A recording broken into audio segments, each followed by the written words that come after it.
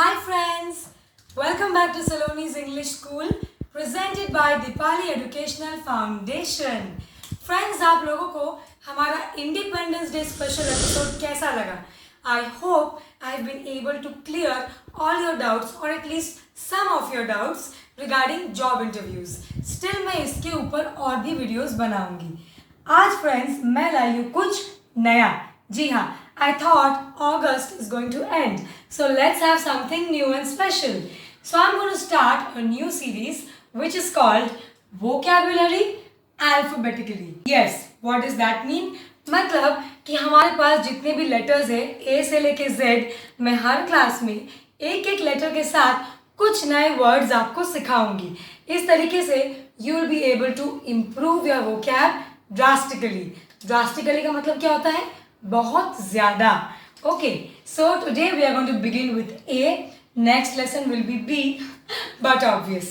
Now, A से हम आपके लिए लाए हैं 7 new words, 7 new exciting words, and the order will be a mixture of basic, intermediate and advanced, so that सबके लिए कुछ ना कुछ होगा. And don't worry if you don't know the word or if you think अरे ये word तो बहुत मुश्किल है. No friends, आप इन सारे वर्ड्स को अपनी लाइफ में धीरे धीरे यूज करें, सेंटेंसेस बनाएं, प्रैक्टिस करें और अपने स्पीच में इनकॉर्पोरेट करें. Also keep reading more newspapers and story books. You are going to find all these words out there, I guarantee.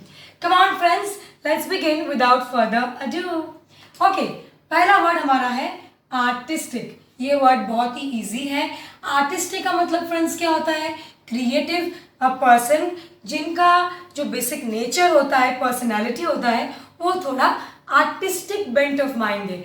यानी कि उन्हें dance, singing, theatre, acting, drama, painting, writing, सिलाई, डिज़ाइनिंग, इन सारी चीज़ों में ज़्यादा इंटरेस्ट है. सो अगली बार आपको कभी किसी को डिस्क्राइब करना है, you know this person is very artistic और she has a very artistic bent of mind, क्योंकि उनका जो नेचर है वो थोड़ा क्रिएटिव चीज़ों में ज़्यादा इंटरेस्टेड है. So that's the meaning of the word artistic. Let's move on to the next word, alarmed. पहली बात फ्रेंड्स, प्रोनाउंसिएशन पे भी हम लोग ध्यान देंगे ईच एंड एवरी वर्ड पे. सो आप लोग वीडियो को पॉज कर करके हर वर्ड के प्रोनाउंसिएशन को स्पेशल इंपॉर्टेंस दीजिएगा. अलार्म्ड क्यों मैंने बोला इंपॉर्टेंट है? क्योंकि आप लोग अलार्म्ड भी बोलते हो. That is wrong. And it's not your alarm clock, by the way. It is, the meaning is डर जाना, बहुत टेंशन में आ जाना. मतलब जैसे अभी मैंने आपको एग्जांपल देती हूँ, जो सिचुएशन अभी अफगानिस्तान में हो रहा है in Kabul, it's a very alarming situation. Obviously जो हालात है वहाँ पे वो डर पैदा करते, डर का माहौल है, तनाव है, टेंशन है. तो इसी वर्ड को बोलते अलार्म्ड, अलार्मिंग. आपके यूसेज पे डिपेंड करेगा. Okay, let's move on to the third word, adamant. Again ध्यान दीजिए उच्चारण पे, अडामंट नहीं है, एडमेंट. एडमेंट इसका मतलब फ्रेंड्स बहुत सिंपल है एक्चुअली. इट मीन्स कोई जिद पकड़ लेना, या पर्सन जिसका नेचर ही जिद्दी है. हम लोग ऐसे देखते हैं काफ़ी लोगों को जो बोलते हैं नहीं मुझे यही चाहिए, मैं ऐसा ही करूँगा, और कोई एडजस्टमेंट भी नहीं करते हैं, तो बोलते बहुत ही एडमेंट पर्सन है, वो किसी की नहीं सुनते, हठी इंसान है.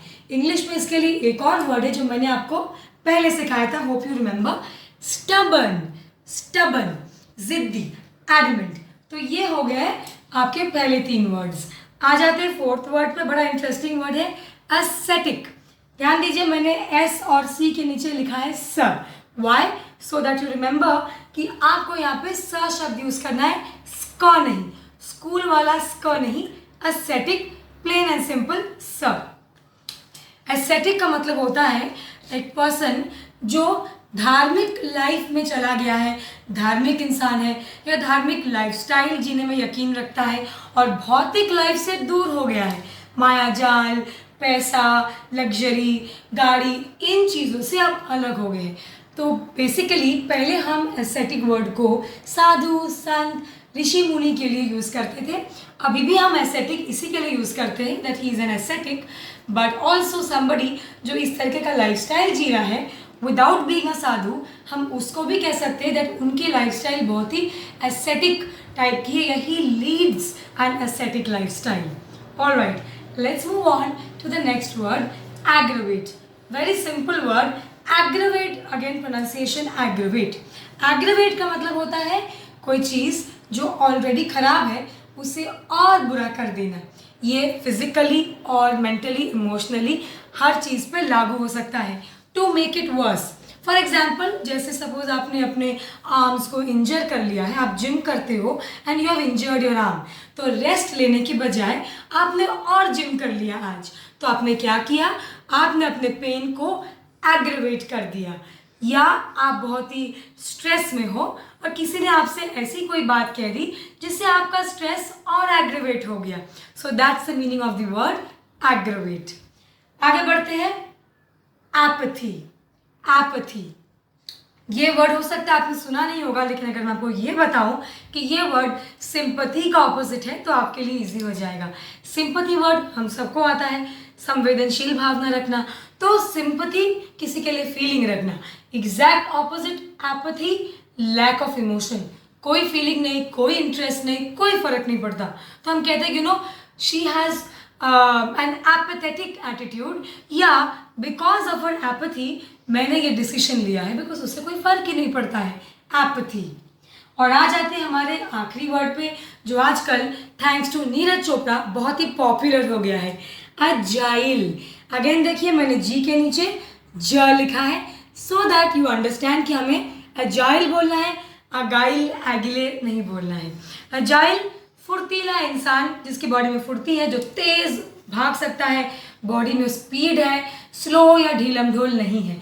इसीलिए मैंने बोला कि ओलंपिक्स के बाद नीरज चोपड़ा के लिए ऑलमोस्ट सारे आर्टिकल्स में ये वाला वर्ड यूज़ किया गया है, अजाइल. तो पेपर पढ़िए और ये वर्ड ढूंढिए, अजाइल, एजिलिटी, जिनकी बॉडी में स्पीड है, फिट है और जो बिल्कुल भी ढीला नहीं है, उसे कहते हैं अजाइल. सो फ्रेंड्स, ये थे हमारे आज के 7 new exciting words with the letter A. अगली क्लास में मैं आपके लिए लेकर आऊँगी the next alphabet. So till the time you see me again, आपको प्रैक्टिस करना है, सेंटेंसेस बनाने हैं, अपने डाउट्स अगर जो भी है मुझे कमेंट्स में पूछने हैं. Of course you know what to do. Do like my video, give it a big thumbs up, share with all your friends, subscribe to Saloni's English School if you haven't already, and I will see you in the next class really soon. Bye.